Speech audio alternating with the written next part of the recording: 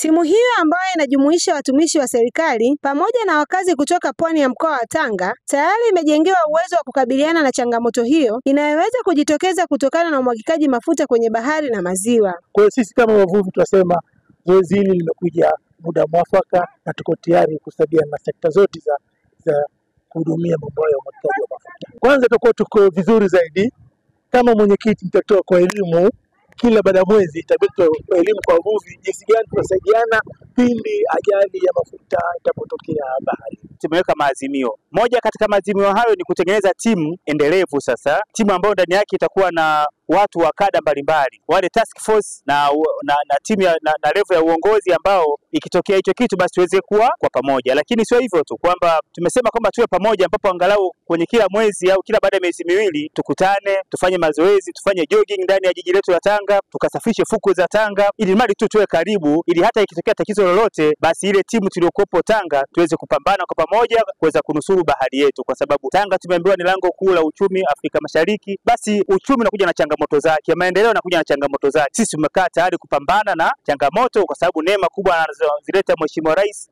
Dr. Samia Suluhu Hassan huenda zikawa na changamoto. Tuko tayari kupambana na changamoto zikitokea ili mradi malengo ya Mheshimiwa Rais yafanikiwe, Tanzania yetu ipae, Tanga iwe kweli lango kuu la uchumi katika Afrika Mashariki. Kaimu mkurugenzi mkuu wa shirika la wakala wa meli Tanzania, Captain Alex Katama, alisisitiza umuhimu wa kutumia vyema mafunzo hayo walioyapewa kwa siku 3 ili yaweze kuleta tija kubwa katika utekelezaji wa mpango huo. TASAC kama mdhibiti wa mazingira ya bahari analo jukumu kwa mujibu wa sheria kusimamia na kulinda, kutunza mazingira ya bahari na maziwa. Jukumu la udhibiti na usimamizi wa bahari haliwezi kufanikiwa bila ushirikishwaji wa wadau.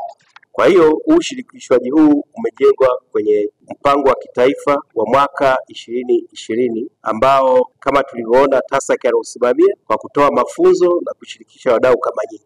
Hii ni heshima kubwa ndugu zangu wa mkoa huu, hivyo nafasi hii tuitendee haki tukitambua kwamba uwekezaji mkubwa uliofanywa na serikali yetu chini ya rais wetu Mheshimiwa Dr. Samia Suluhu Hassan utafungua fursa nyingi za kiuchumi ikiwemo zitakazotokana na ujio wa bomba la mafuta ambalo tunafahamu wote kwamba linatoka Hoima Uganda kuja mpaka Chongoleani. Hivyo niwaombe maazimio haya yafanyiwe kazi na kila taasisi. Kwa hiyo tunatamani sisi kama TASAC au serikali siku tukikutana hapa yawe yamefanyiwa kazi. Mafunzo ya kujiandaa kupambana na umwagikaji mafuta baharini na kwenye maziwa yamehitimishwa mkoani hapa baada ya kutolewa kwa siku 3. Kutoka hapa mkoani Tanga, mimi ni Raisa Said, Clouds Media.